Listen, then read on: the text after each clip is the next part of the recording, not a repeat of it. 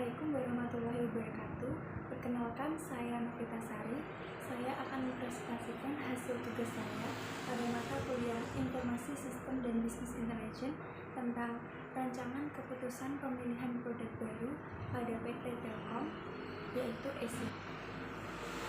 PT Telkom Indonesia adalah badan usaha milik negara BUMN yang bergerak di bidang jasa layanan teknologi, informasi, dan komunikasi dan jaringan telekomunikasi di Indonesia. Telkom memiliki jaringan telekomunikasi yang luas di seluruh Indonesia, membantu menghubungkan jutaan pelanggan di berbagai daerah.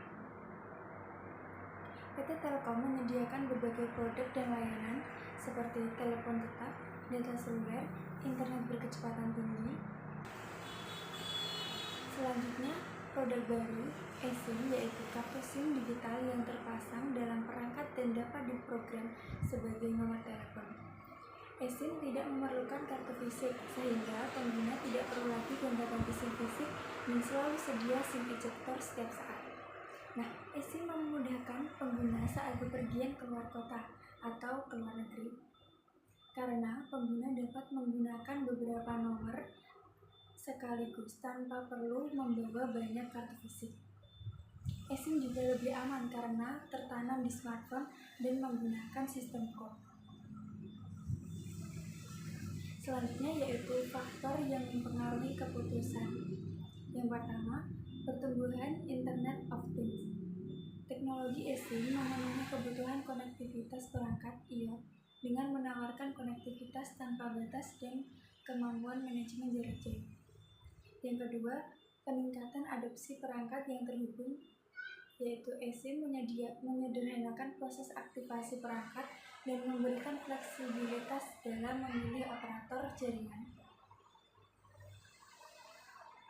Nah, selanjutnya, alasan mengapa harus memakai produk eSIM pada PT Telkom yaitu yang pertama, eSIM memungkinkan pengguna untuk mengaktifkan paket seluler dari operator tanpa harus menggunakan SIM fisik. Yang kedua, pengguna tidak perlu lagi melepas bagian perangkat seluler untuk memasukkan kartu SIM. Yang ketiga, eSIM memungkinkan pengguna untuk dengan mudah beralih antara nomor yang berbeda tanpa perlu menggunakan swap.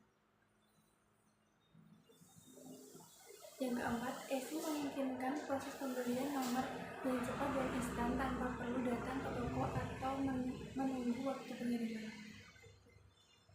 Untuk selanjutnya, yaitu divisi yang terlibat. Yang pertama, produksi yang bertanggung jawab untuk menghasilkan produk seperti mencetak kartu Telkomsel dengan barcode yang telah disediakan oleh divisi ICT.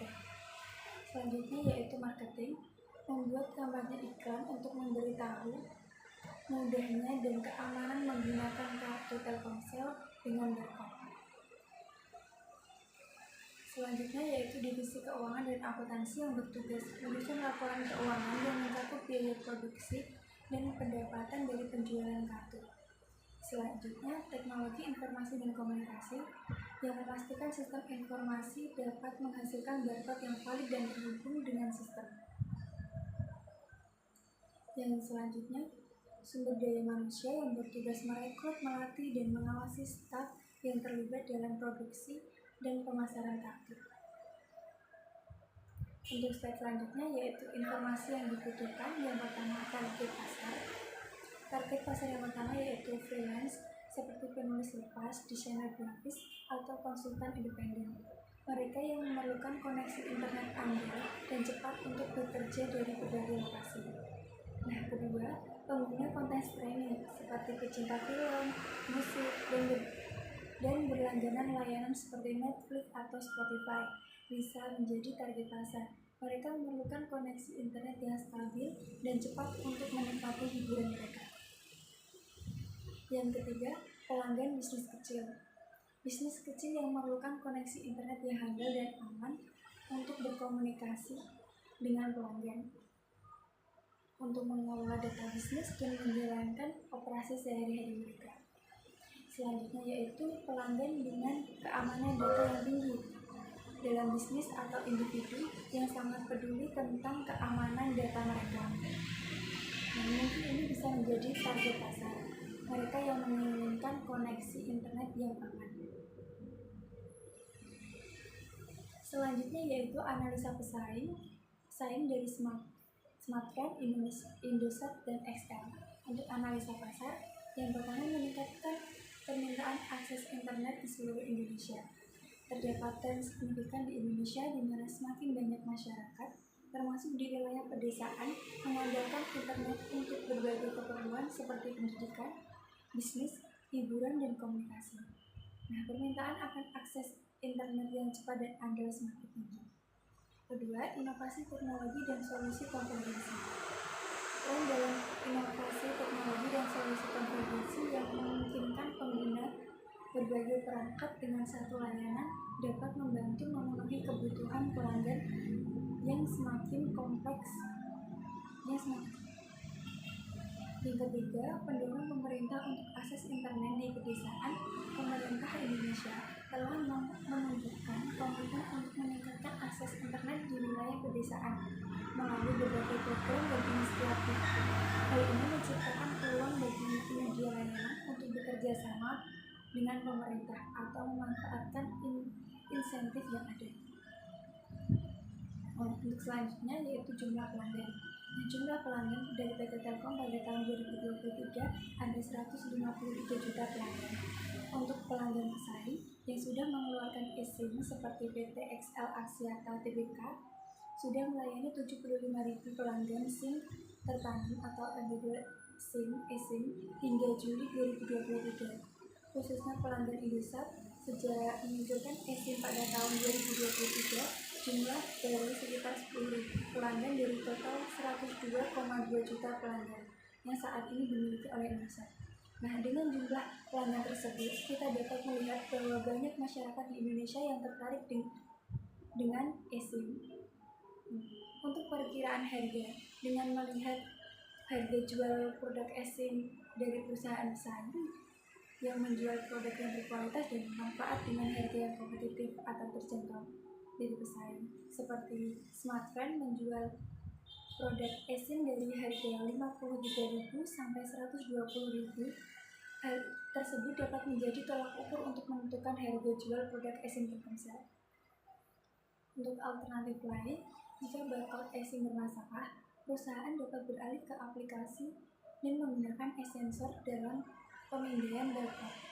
Mekanismenya yaitu download aplikasi resmi perusahaan Telkomsel, lalu verifikasi identitas, permintaan penggantian, penggunaan e-sensor untuk pemindaian barcode SIM, pemeriksaan internal untuk validasi barcode, aktivasi eSIM baru dan dapat diaktifkan.